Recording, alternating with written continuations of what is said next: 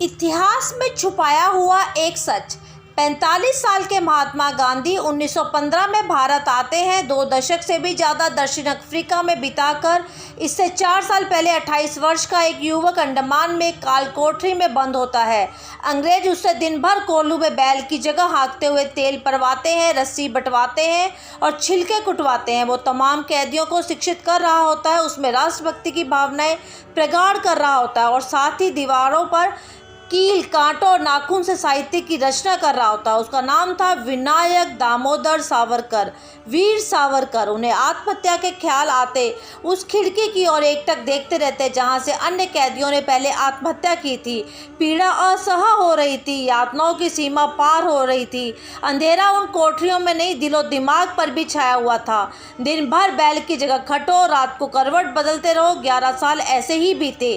कैदी उनकी इतनी इज्जत करते थे, मना करने पर भी उनके बर्तन कपड़े वगैरह धो देते थे, उनके काम में मदद करते थे। सावरकर से अंग्रेज बाकी कैदियों को दूर रखने की कोशिश करते थे।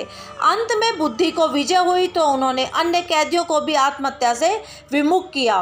लेकिन नहीं, वहाँ गवारों का कहना है कि सावरकर ने मर्सी पेटिशन लिखा, सॉरी कहा, माफ़ी मांगी।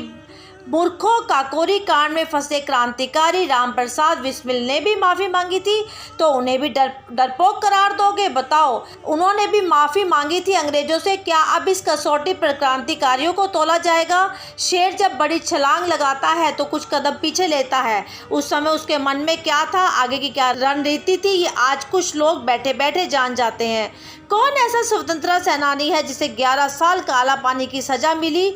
नाना साहब पेशवा, महारानी लक्ष्मीबाई और वीर कुंवर जैसे कितने ही वीर इतिहास में दबे हुए हैं। 1857 को सिपाही विद्रोह बताया गया था। तब इसके पर्दाफाश के लिए 20-22 साल का एक युवक लंदन की एक लाइब्रेरी का किसी तरह एक्सेस लेकर और दिन रात लगाकर अंग्रेजों के एक के बाद एक दस्तावेज पढ़कर सच्चाई की तरफ जा रहा था जो भारतवासियों से छिपाया गया था। उसे साबित कर दिया। वो सैनिक विद्रोह नहीं, प्रथम स्वतंत्रता संग्राम था। उसके सभी अमर बलिदानियों की गाथा उसके जन जन तक पहुंचाई। भगत सिंह सरीखे क्रांतिकारियों ने मिलकर उसे पढ़ा, अनुवाद किया। दुनिया में कौन सी ऐसी किताब है जिसे प्रकाशन से पहले ही प्रतिबंधित कर दिया गया था? अंग्रेज कितने डरे हुए थे, उससे ही वो अंजाम किया गया जिससे वो पुस्तक भारत ना पहुँचे।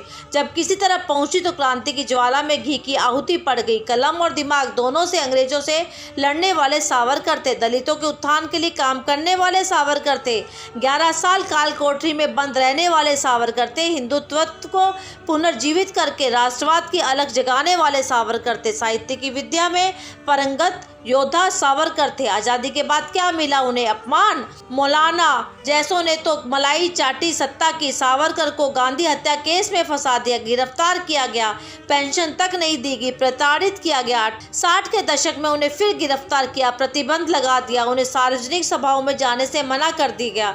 ये सब उसी भारत में हुआ जिसकी स्वतंत्रता के लिए उन्होंने अपना जीवन खपा दिया।